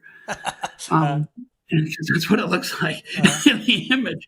I mean, it's a blurry infrared image that looks like a 3-leaf clover. It's got some trefoil shape. But it's basically following a passenger jet that's coming into land in Seattle. And there's about 250 people on that plane. And you've got an unknown object clearly following it. What are the intentions of the object? I don't know. What happens when the pilot spots the object and panics? I don't know. We do know in some cases what happens. I mean, there have been pilots of passenger jets that have had to take evasive maneuvers or felt they had to take evasive maneuvers. I don't want to be flying in an airplane and have this happen. I want my pilot to know what can be in the air, what they might see, and what they ought to do when it happens. That's what I want my pilot to know. And any one of these debunkers, if they really feel comfortable being on a plane with an ignorant pilot, be my guest. You can fly that flight. More power to you, but that's not the way it should be. I mean, these are air safety hazards, and we need to understand them. And we don't understand them by making jokes about it and making light of it. That shuts down discourse, and it makes my job as a scientist harder, because I got to put up with colleagues who make little green men jokes all the time. Yeah. I've never mentioned little green men. Looking at witness statements, they don't even mention little green men. It's clearly ignorance is at work here. And if people would prefer to be ignorant, you go do that. I'm a scientist. I don't prefer to be ignorant. I love that. Yeah. I don't get it. And of course, I think a lot of it certainly is willful ignorance, but I think a lot of it with the debunkers is I support inquiry. I support inquiry, unlike the skeptical inquirers. Right. People. Yeah. They can join the National Enquirer. They're just the opposite of the National Enquirer. That's all they are. I mean, they're not doing any good either. It's a tabloid. And what's interesting too, guess who is on the not advisory board, guess who is on the board of fellows for the Center for Inquiry, who has been on the board of fellows of Center for Inquiry, which is the multi-million-dollar organization, 501(c) that publishes Skeptical Inquirer. Actually, I'm going to give you two guesses of two people that sit on this board of fellows. Take a stab. I wouldn't know where to begin. I'm not sure at all. I have no idea. Actually, probably both are not going to surprise you. One is Mick West. I'm going to give you three. One is Mick West. Second is Susan Jerbick, who runs this Guerrilla Skeptics group of Wikipedia editors that go and target Wikipedia pages such as people like yourself, Garry Nolan, David Grush, and all of that. But the third most interesting person that is on the board of fellows for Center for Inquiry, which is a debunking organization. Last year, I think they had $4.7 million in revenue. The third person, Neil deGrasse Tyson. I'm not surprised. It's I wasn't. No. Yeah, I'm disappointed, of course, Yeah. and but there it is. I'm just going to say that much. There you I go. support inquiry. Scientists ought to study things. That's what our job is. And shutting down the study of certain topics just because you think they're silly is not the way to proceed. It never has been. And we wouldn't have had people take black holes seriously, or the theory of blood transport, or people like Lister or Pasteur would have been taken seriously. If they want to support the shutting down inquiry, be my guest, but shame on them. I totally agree. Okay, so speaking of investigating these things, tell us a bit about your work on UAPX, and in particular, you had mentioned something about baiting these things in order to study them. Right. So, all right. So, yes, let's study them. Let's collect data. This is what you do as a scientist. I'm not just going to make stuff up. And anecdotal data is preliminary data, as Garry Nolan suggested, and I think that's the right way to look at it. So that can suggest what you might look at, how you might try to collect data. And one effort that we've worked on is UAPX. It was founded by Kevin Day, who was the radar operator on the USS Princeton in the Nimitz encounters, and Gary Voorhees, who was also on the Princeton at that time and involved. And he did some of the reconstructions of the using the radar data to reconstruct the events. So they started this organization we call UAPX, where the goal is for us to scientifically collect data on UAPs. And our first efforts to do this happened, we went to the Catalina Island area of Southern California. So we had two teams, one on Laguna Beach, one on in Avalon and Catalina. And we basically monitored the Catalina channel for 5 days. We had a suite of FLIR cameras, infrared cameras, the UFO DAP system, which is a camera system that watches the sky using machine learning software to take images of things that are unusual or trigger as being interesting. We also had a particle detector called the Cosmic Watch, which comes from MIT. And so we monitored for UFOs for about 5 days. This was where we don't have the kind of funding that the Skeptical Inquirer does. Apparently, people want to shut down inquiry much more than they want to support it. If you want to support inquiry, you can go to the UAPX website and donate to us. We unlike the Soul Foundation, we will take donations. We need them to actually conduct investigations and collect data, and that's what we try to do. And our first effort was supported by Omnia Media, and Carolyn Corey, who made the movie A Terror in the Sky. You can watch that on Amazon Prime and maybe other places at this point. But there's a lot of excitement there, and that excitement's real because we're excited to try to collect data and to see what we can learn, and that's what happened. We saw some interesting things. Some of them we figured out. Our paper that we wrote about our first mission is accessible on the Physics Archive right now. And you'll find that one of the first things we see, here's a spoiler. One of the first things that the guys on Catalina saw was a bright light that then disappeared. That turned out to be the space station. We didn't realize it at first because the app we were using didn't take into account daylight savings time properly and was an hour off. And so we didn't recognize that as a space station right away. We've now switched apps,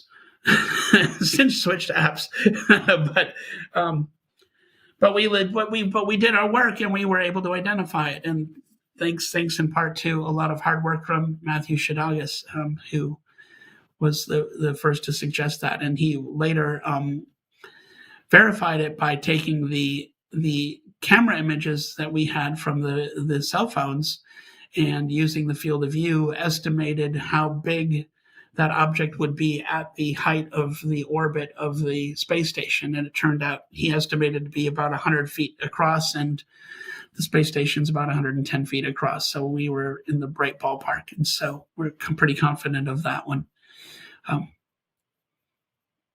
But it was great fun and interesting. And, but we need to collect more data, and, these anomalous events aren't going to be common. So we need to keep doing it. And I can't hear you. I'm sorry. Something happened with the sorry. audio. I muted. I was coughing while I was off camera, which you don't want to hear. Can you speak? I think at Seoul you had mentioned about using nuclear technology or something to try and bait them, or is that something you can speak Right. of? Well, we had. It started out kind of as a half joke, right? Kidding on the square, where they're clearly interested in nuclear weapon sites and nuclear accidents, like the one in Japan when this is with Fukushima during the tsunami. UFOs showed up the next day, and we thought, wow, it'd be interesting if we had some kind of nuclear event that we could get their attention, and they come and we take photographs and collect data, right? Right. So that was kind of a joke at first, but that led Matthew Shadagas into coming up with a new type of nuclear reactor, which there's now been an article about this. He's tested it. He has it running periodically in his office. It's basically a lithium fission reactor. So it uses not fusion, it's using fission, but with lithium. Okay. And so it's safer. The waste product is tritium, which only has a half-life of 25 years, something like that. So so it's much safer. It's small. It's about this big. I've watched it running, which is great. So he has a new small nuclear reactor, which is exciting by itself. But that came out of him trying to figure out how to create gamma rays that these guys might be able to detect and then come and investigate. Whether we'll actually use it for that or not, I don't know. I'm not sure I feel comfortable hanging out around this thing while it's radiating. Yeah, that's probably not something I would want to use as a doorstop and accidentally knock the thing over and spill tritium everywhere. Yeah, exactly. All right, so if you have, say, like 10, 15 minutes, I'd love to throw some audience questions at you. As I mentioned before we went on the air, great. people were very excited about you being on. Okay. I'm excited to hear what they have to say.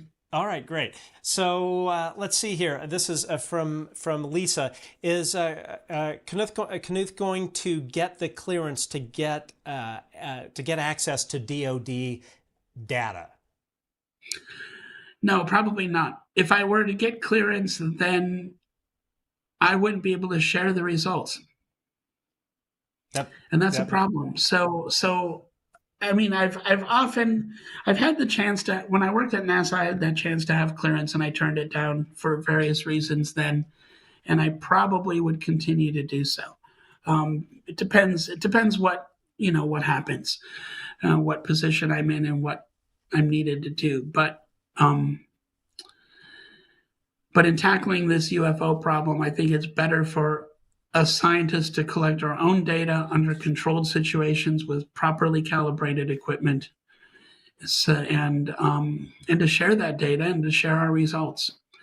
And that's what's happening now. We have, I work with UAPX, but we have there are several groups in existence. In the Galileo project at Harvard, I'm good friends with Wes Waters there, and I'm an affiliate of the Galileo project. So have some idea of what they're doing sometimes, and they have some idea of what we're doing, and we share information about our equipment. And if something works for me, I'll call them up and say, yeah, you should try this. This works great. And then there are other groups. There's Beatrix Villarroel, who was also at the Soul Foundation, and she gave the talk I think it was after mine, on her work about transients in astronomy with the VASCO project, which is a great project and an interesting approach, where she's looking at old photographic plates and comparing them to modern ones to see if she can find things that are present in some images but not others. So things that are changing in the sky, right? That's tedious work, but again, this is the work of a scientist, and that's good science. That certainly sounds like it. Like Principal Skinner said on The Simpsons, science is about sitting still and paying attention, being quiet, sitting still and paying attention. I don't remember the exact quote, but but science has it all. Right, He right. gives that whole list of all the boring things and then says science has it all, right? I wish I would have known about that phrase when I was taking college physics. I might have actually passed it, but hey, that's a different story. Okay, next question. This is from Linda Thompson. Actually, I think this probably was meant for Garry Nolan, which of course, as I mentioned, that was a pre-recorded interview, but what criteria was used to invite people to the Seoul event? I would say that would be better posed to Garry. I can tell you that the room was not big. I can't speak to that at all. Yeah, there were fantastic people there, but there were a few people not there. So and I don't know if they were invited or not. So that's something you'd have to address. But there you go. Okay. Question from Ross. What's your initial surface level take on the craft Grush alleged in the private New York City presentation, which I didn't see all of that, alleged that is in possession that can generate over 1 terawatts of energy? Thank you very much, Matt and the mods and Kevin. What's your surface level take on what he's claiming? I didn't see that presentation either. I think that, Grush is telling us about what he learned, which is admirable. And, but again, there's no proof. And for a scientist, that's a hard one. Sure. We work on evidence. And so I don't disbelieve him, but I would like to see some of the evidence and see, to really better understand how these things work. The fact that one of these crafts can generate a terawatt of power, that doesn't surprise me, because my own estimates for the Nimitz case was that it was 1,000 gigawatts of power, which is 1 terawatt. So yeah, that's right. That's in the ballpark of what I've already estimated. So I would be, it's where I would expect it to be. Okay. Francis Ryan, question. Can Mr. Knuth respond to the claims by Sarfati that he has theoretically developed a low energy warp drive? Are UAP time machines? Yeah, I'm familiar with his claims. I don't necessarily agree with them. His claims are contingent on the fact that Einstein's equations rely on the speed of light, the actual local speed of light, rather than the speed of information transfer. And there's some disagreement there theoretically as to what the C in that equation means. I don't think it means what he thinks it means. So I disagree. But that's okay. He should keep doing what he's doing. He might learn something interesting, and maybe already has. And it might be so that's perfectly fine. When he claims he knows how UAPs work, I think that's premature. I don't think anybody knows how UAPs work. You can only know this by comparing your theory to actual data, and that data doesn't exist. So he may have an interesting theory, and but with the inability to compare it to data, you can't make any claims about how UAPs work. Got it. Jonathan Landry asks, what would Dr. Knuth recommend to derive and clean radar data from classified sources? I think maybe he's asking, scrub classified, but leave something that would still leave useful data for you to analyze. Yeah, it's tough, because one of the things you need to know to analyze such data, you need to know the characteristics of the equipment. And usually the reason that a lot of that data is classified is because the characteristics of the equipment are classified, and that's what you don't want to release. So scrubbing that out and then just releasing the data isn't entirely useful. And this is, again, why it's better for scientists to go out and collect their own data, I think, for this reason. You don't have, I mean, the people in the military are trained to use that particular equipment, but it's typically not calibrated it's calibrated to do other things, right? Typically, they're trying to detect enemy aircraft. So the equipment's calibrated to study something else. And so that's not optimal. And I think that can lead to problems when you try to use it to study, something that you didn't originally intend to study, which would be the UAPs. Understood. Linda Thompson, I love Linda. She has hilarious tweets, and she's been a fan of the show. Linda, thank you so much for your question. Kevin, have you used MADAR, MADAR data in the work? I don't think she's misspelling. Is there something called MADAR? MADAR, no, it's microwave radar, basically. Like millimeter wave? No, yeah. So yeah, no, I haven't used it. I'm in contact with the people who do use it, and I get emails from them periodically, and that's interesting, but I haven't had a chance to use it yet, and very well might do so in the future. We'll have to see. Got it. There's a question from J.T. Parker. Can he speak about what happened to John and Jerry Tedesco in 22 off of Long Island's southern coast? Both are members of SCU and Galileo Project. Oh, those guys are fun. I probably can't really speak to everything that happened with them. I know that they observed a number of unidentified objects. Some of these were, I can probably say some of these were, glowing polyhedra-like objects that were spinning and changing colors.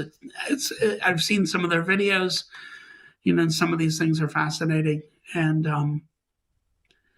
they're going to be collecting more data this year, and I'm hoping to visit them at some point, spend a night or two with them, and collect some data with our instruments too.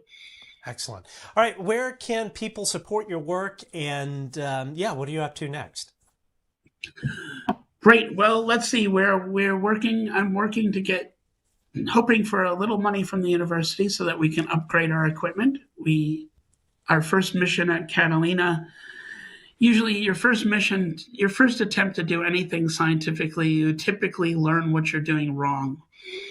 Right, and that's basically what we learned at Catalina. What are we doing wrong? What can we do better? Right. So now we know how to do things better, and so I'm hoping to get a little money this year and improve our equipment and our techniques for another time, and then collect data, future data. I'd like to get money to be able to afford another Catalina mission. I think it'd be that channel is interesting historically, and there's a good number of sightings, and I think that, and you also have the whole USO aspect that I think is important, and I'd like to figure out how to tackle that. How can we better observe underwater? That would be an interesting thing to do. So those are things I'd like to do. How much of it's possible or easily done, I don't know, but that's what we're working towards. Oh, and if you're ever interested in studying orbs, you can come set something up at my house, because these damn things keep showing up. That's great. Actually, I talked to when I was at Seoul, I talked to one of the Seoul people about that and told them, that it's a pattern. They keep showing up about every month. But anyway, yeah. Oh, that's really cool. Yeah. Excellent. Yeah. No, we're hoping to. We're not too far from Pine Bush, New York, where you. At least in the mid 90s, they had lots and lots of sightings. Now it's not as many, but they still do have sightings. So that's a place we'd like to be able to set up. We're only about an hour and a half drive from there, so that's useful for me here at Albany. Awesome. But unfortunately, these things all cost money. So, but if anybody wants to support our work, you can go to the UAPX website and donate. donate $1. I'm sure we'll be happy for that dollar even at this point. Exactly. I know what you mean. Well, Kevin, thank you so much for appearing. This was really just such an enjoyable show, and listening to all of this great information that you've had to share. I know all of our viewers have really enjoyed it, and we would love to have you back on in the future and hear thank more you of so much for having me. Your scientific endeavors. And hey, if I ever decide to go back to college and take a physics class, you would be the #1 professor that I would want to learn from. I promise I would. I promise I'd pay attention. Thank you. Awesome. All right. Well, thank you so much. Folks, thanks for joining us. And if you enjoyed this show, again, we really appreciate a follow, subscribe, tell all your friends about us, follow us on YouTube, Twitter, Facebook, wherever your preferred social media devil is. But anyway, thanks for joining us, and we will see you soon. We've got some other great guests that were speakers at Seoul that will be coming up, and we'll be announcing those dates soon. Everyone have a great week, and we'll